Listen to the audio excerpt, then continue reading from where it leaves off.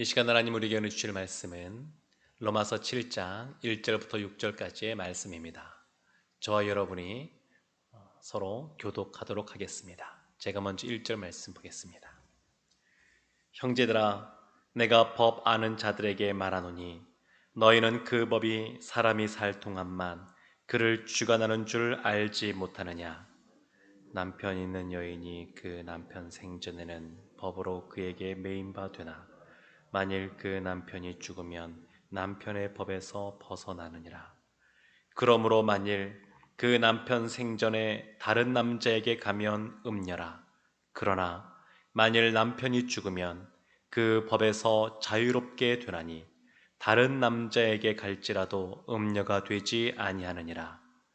그러므로 내 형제들아, 너희도 그리스도의 몸으로 말미암아 율법에 대하여 죽임을 당하였으니 이는 다르니 곧 죽은 자 가운데서 살아나신 이에게 가서 우리가 하나님을 위하여 열매를 맺게 하려 함이라.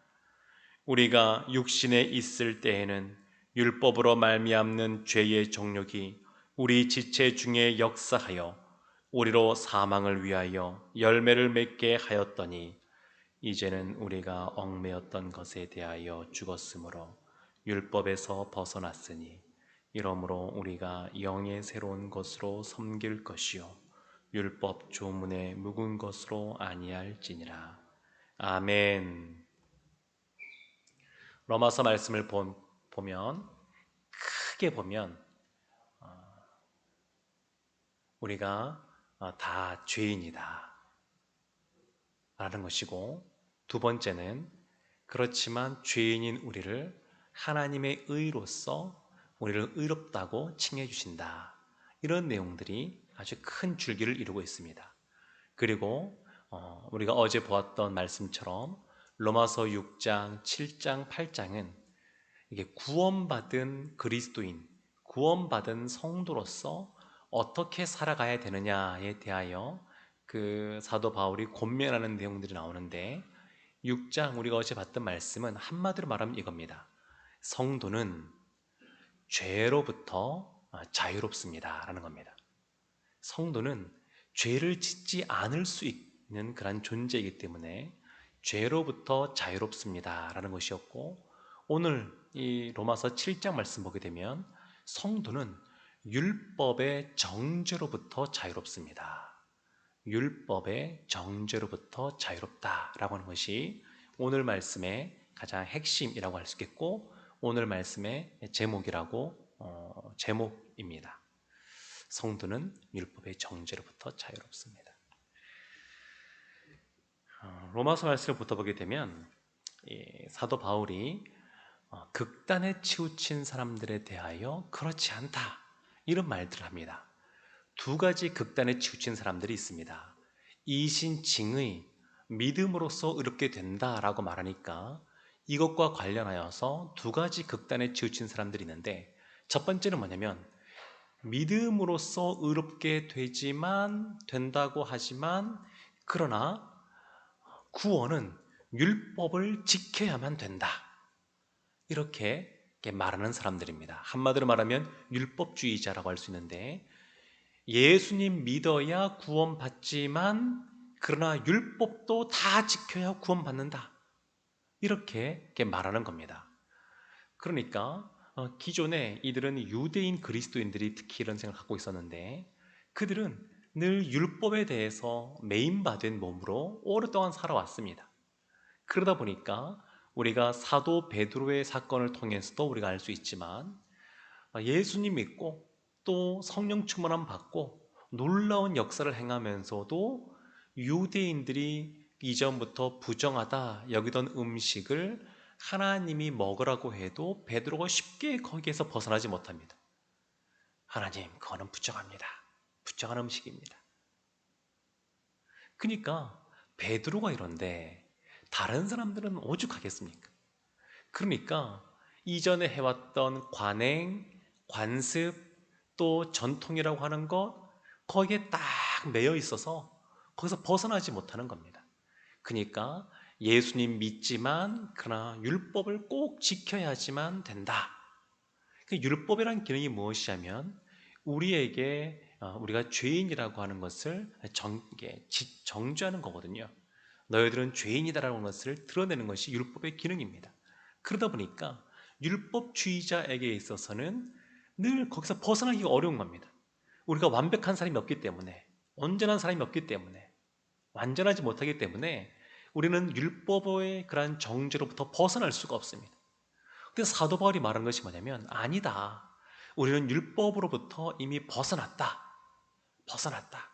그래서 오늘 예를 들어서 설명하는데, 그것은 뭐냐면 한 여인과 남편에 대한 예입니다.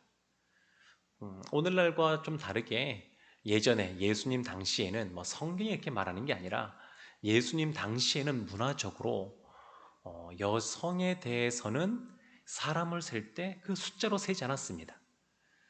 그래서 그건 그 당시에 이제 문화였는데 애굽에서 종살이 하다가 또 출애굽할 때도 보면 60만 명, 그럴 때 그 60만 명에는 노인과 여성과 자녀들, 아이들은 빠진 숫자, 장정만 60만, 그런 숫자거든요.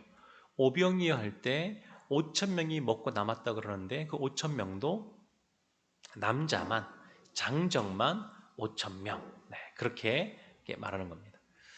그렇지만 성경은 굉장히 여성도 굉장히 중요하게 생각합니다. 예전에는 그 당시에는 증인을 세울 때, 법정에서 증인을 세울 때도 여성만 세우지 않습니다. 그것은 증언에 효력이 없습니다. 그러니까 좀 안타깝긴 했는데 그 당시에. 그렇지만 생각해 보십시오. 예수님이 십자가에서 돌아가시고 3일 만에 부활할 때 예수님이 무덤에서 부활했다고 하는 것을 증언한 사람들이 누구냐면 여인들입니다. 여인들. 그 당시 문화 속에서는 여인들의 그러한 말은 이렇게 신뢰를 받지 못하는 상황이었지만, 그것도 성경에서 가장 중요한 사건, 그것이 바로 부활 사건인데, 그 부활 사건의 증인으로 누구를 세우냐면 여성을 세웠습니다. 여성. 그러니까 굉장히 중요하게 생각합니다. 그런데 오늘 말씀을 보게 되면 예를 든 게 뭐냐면, 한 남편과 아내가 있었는데 그 남편이 살아생전에는 이 아내가 남편의 메인바 된다. 그러니까 이 당시의 문화 속에서는 아내가 무엇인가 결정을 해도 남편이 얼마든지 그것을 뒤집을 수가 있었습니다. 어린 자녀가 무엇인가 결정해도 그 아버지가 그것을 뒤집을 수 있었던 것처럼 이 결정권이 남편에게 있는 겁니다. 그러니까 남편이 살아생전에는 아내가 거기 메인바 되는 겁니다. 그래서 오늘 2절도 보면 하반절에 이렇게 나와 있죠. 만일 그 남편이 죽으면 남편의 법에서 벗어나느니라. 남편이 죽으면 이제 남편의 법에서 벗어나는데, 그럼 이 남편의 법이 뭐냐? 단순히 율법이 아니라 율법으로부터 오는 정죄, 율법의 정죄를 말하는 겁니다. 율법은 나쁜 것이 아닙니다. 율법은 하나님부터 온 것이고 거룩한 것이고 좋은 것입니다. 그것 자체가 나쁜 것이 아닙니다. 지금 이 말씀은 그래서 율법이 소용없다, 그것을 말하는 것이 아니라 남편의 법으로부터 벗어난다, 자유롭게 된다는 것은 율법의 정죄로부터 벗어난다는 겁니다. 이제는 우리가 죄인이었지만 예수님으로 말미암아 복음으로 말미암아 이젠 우리가 하나님의 자녀가 되었다라고, 의인이 되었다라고 칭함받는 것처럼 율법의 정죄로부터 우리가 벗어나 자유롭게 되는 겁니다. 이 말씀이 그 말씀입니다. 그러면서 이런 말씀도 하죠. 3절 보게 되면 이제 그 살아생전의 남편이 죽게 되면 그 아내는 다른 사람에게 또한 결혼을 할 수 있다. 다른 남편을 맞아들일 수 있다. 이렇게 말합니다. 이때 다른 남편이 누구냐? 여기에서는 그리스도의 복음이라고 할 수 있습니다. 그리스도입니다. 그리스도. 그러니까 율법에 우리는 어떤 사람이냐? 그리스도인은 율법의 정죄로부터 벗어난 사람들, 율법의 정죄로부터는 죽은 사람들이 되었고, 이제 우리에게는 새로운 남편, 재혼을 하여 새로운 남편이 있는데 그 남편이 바로 그리스도라는 겁니다. 그리스도 안에서 그래서 우리가 연합한 자가 된 겁니다. 그러니까 바울이 굉장히 쉽게 설명해 주고 있는 겁니다. 이 결혼과 관련하여서 또 사별 또 재혼과 관련하여서 예를 들면서 그들이 이해하기 쉽게, 그러니까 그리스도인은 어떤 사람들이냐? 한마디로 말하면 이렇게 말할 수 있습니다. 남편이 바뀐 사람. 그 말은 그 당시에 여인들에게서 남편은 주인과 같은 존재가 됐으니까 주인이 바뀐 사람. 그러니까 그리스도인에게서는 주인이 바뀐 겁니다.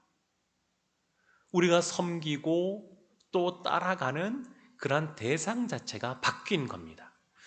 그런데 이렇게 율법과 관련하여서 극단에 치우친 율법주의자가 있는가 하면, 율법을 지켜야 구원받는다라고 하는 잘못된 사람이 있는가 하면, 또 반대쪽에서는 뭐냐면 어? 믿음으로써 의롭게 된다고요? 그러면 더 이상 율법을 지키지 않아도 되겠네요? 이렇게 말하는 사람이 있는 겁니다. 율법의 정죄로부터 벗어났다 그러니까, 더 이상 율법에 얽매이지 않는다 그러니까, 그러면 율법은 더 이상 소용없는 것 아니겠습니까? 율법은 폐기되는 것이네요. 이제 내가 예전 과거와 현재와 미래의 모든 죄가 용서받았으니까 마음껏 살아도 되겠네요 라고 하는 율법 폐기론자가 있습니다. 오늘날에도 이 율법 폐기론자들이 있는데, 이단 중에 구원파라고 하는 쪽이 이런 쪽입니다. 굉장히 강합니다. 이렇게 말합니다. 당신의 생일이 있지 않습니까? 당신이 태어난 날이 생일인데 몇 년, 몇 월, 며칠, 몇 시까지 알고 있지 않습니까? 그러면 우리가 예수님 안에서 새롭게 태어난 존재가 되었는데, 새로운 생명을 얻었는데, 영적으로 새로 태어난 생일이 있다고. 생일. 영적으로 새로 태어난 생일을 모르면 태어난 것이 아니라고 이렇게 이야기합니다. 그래서 그들은 예수 믿은 사람, 구원받은 사람은 몇 년, 몇 월, 며칠, 몇 시에 구원받았는지 그것을 알아야 구원받았다라고 말하고, 그리고 그렇게 구원받은 사람은 더 이상 율법의 정죄에 매여 있지 않기 때문에 마음껏 살아도 된다고 그렇게 가르칩니다. 그러니까 율법 폐기론자죠. 율법 폐기론자. 근데 이것도 잘못된 겁니다. 율법은 잘못된 것이 아닙니다. 그리고 예수님도 율법을 폐기하러 온 줄로 아느냐? 그렇지 않다라고 분명하게 말씀하였습니다. 그러니까 율법을 오해하는 겁니다. 성경 말씀보다, 율법주의자들은 성경의 말씀보다 자신의 어떤 관습 또는 전통, 관행, 이것을 더 중요시했던 것이고, 율법 폐기론자들은 성경 말씀보다 본인의 생각을 더 우선시하는 겁니다. 말씀에 기초하는 것이 아닙니다. 그러니까 자신의 생각이 더 앞서는 겁니다. 말씀보다. 그러니까 아주 극단으로 치우쳐서 잘못 가는 겁니다. 근데 성경 말씀은, 특히 로마서는 계속 나오는데, 오늘 본문의 말씀은 특별히 율법주의자들에 대하여 그렇지 않다, 율법의 정죄에서 벗어났다는 것을 강조하는 것입니다만, 이 뒤에 보게 되면 율법 폐기론자들에 대해서도 그렇지 않다고 말합니다. 우리 6장 1절도 보게 되면 그런 말씀 나왔었는데, 우리가 은혜에 더 거하려고 죄를 짓겠느냐? 그럴 수 없느니라. 이렇게 6장 1절과 2절에서 말씀하고 있거든요. 그러니까 율법 폐기론자가 폐기론이 아닙니다. 그러면 우리는 어떻게 살아야 되느냐? 이것이 4절에 보면 이렇게 나와 있습니다. 우리가 어떻게 살아야 되냐면 4절 하반절에 이렇게 나와 있습니다. 이는 다른이 곧 죽은 자 가운데서 살아나신 이에게 가서 우리가 하나님을 위하여 열매를 맺게 하려 함이라. 하나님을 위하여 열매 맺는 삶을 살아야 됩니다. 그러면 우리는 어떻게 살아가야 되느냐? 하나님을 위하여 열매를 맺는 삶, 그러한 삶이 그리스도인의 삶이어야 됩니다. 열매 하면 떠올려지는 것 있지 않습니까? 성령의 9가지 열매. 하나님을 위하여 성령의 9가지 열매를 맺는 삶을 살아야 됩니다. 이 새벽 기도에 나오신 여러분, 너무 잘 나오셨습니다. 우리가 어떤 열매를 맺어야 되느냐? 이러한 기도의 열매를 맺어야 됩니다. 예배 가운데 늘 나오며 하나님께 감사하고 찬양을 하는데 그러한 감사의 열매를 맺어야 됩니다. 그러니까 신앙인으로서 하나님 앞에서 하나님을 위하여 열매 맺는 삶을 살아야 됩니다. 이와 대조적인 것이 5절에 나와 있는데, 5절은 이렇게 말합니다. 우리가 육신에 있을 때에는 율법으로 말미암는 죄의 정욕이 우리 지체 중에 역사하여 우리로 사망을 위하여 열매를 맺게 하였더니, 사망을 위하여 열매를 맺는다. 육신에 속했을 때, 죄의 정욕으로 말미암아. 이 육신은 단순히 우리 몸만 말하는 것이 아니라 타락한 그러한 아담으로 말미암아 그 후손들은 다 부패한 인간의 본성이 있습니다. 죄에 오염되었기 때문에 부패한 인간의 본성이 있습니다. 그러니까 여기서 말하는 육신이라고 하는 것은 그러한 인간의 부패한 본성을 말하는 겁니다. 죄의 정욕을 말하는 겁니다. 그러한 상태에 있을 때는 하나님을 위하는 것이 아니라 사망을 위하여 열매를 맺는 그러한 아주 안타까운 모습으로 나가게 되는 것이고, 우리는 이미 율법 아래 있는 사람이 아니라 그리스도 안에 은혜 아래 있는 사람이기 때문에 우리는 하나님을 위하여 열매 맺는 삶을 살아가야 된다, 이렇게 사도 바울이 말하고 있습니다. 그러면 어떻게 우리가 이렇게 열매 맺는 삶을 살 수 있는가? 어떻게 하나님을 위하여 열매 맺는 삶을 살 수 있는가? 그것이 4절 중간에 읽었던 말씀이었는데 제가 다시 한번 보겠습니다. 중간에 이는 다른이 곧 죽은 자 가운데서 살아나신 이에게 가서, 죽은 자 가운데서 살아나신 부활하신 그 예수 그리스도께 가면 됩니다. 어떻게 하나님을 위해 열매를 맺느냐? 십자가에서 죽으셨지만 3일 만에 부활하신 그 예수님, 그리고 우리로 하여금 의롭다라고 칭해 주시는 그 예수님, 우리에게 구원이 되시는 그 예수님께 가면 됩니다. 예수님께 가면 우리는 열매 맺는, 자연스럽게 열매를 맺게 됩니다. 콩 심은 데 콩 나고 팥 심은 데 팥 난다, 그런 속담도 있는데, 예수님께 가면 자연스럽게 자동적으로 하나님을 위하여 열매 맺는 삶을 살게 됩니다. 그래서 우리가 이 세상을 살아가면서 선한 싸움을 싸워야 됩니다. 우리가 영적으로 악한 세력, 악한 존재에 대하여 선한 싸움을 싸워가야 되지만, 그래서 하나님이 주신 전신갑주를 입고 선한 싸움을 싸워야 되지만, 조금 더 좁혀보게 되면 근본적으로는 우리가 누구와 싸워야 되냐면 육신이라고 일컬어지는 우리 자기 자신과 싸워야 됩니다. 예수 믿는 사람 중에서는 그런 사람이 많지 않겠습니다만, 우리나라에서는 담배 피던 사람, 술 마시던 사람이 담배를 끊고 술 마시는 것을 끊었습니다. 금주를 했습니다. 그런데 어느 순간 또 누가 옆에서 권면하고 또 유혹에 넘어가서 다시 담배를 필 수 있습니다. 그것은 사람 안에 그러한 부패한 본성이 있기 때문에 그렇습니다. 부패한 본성.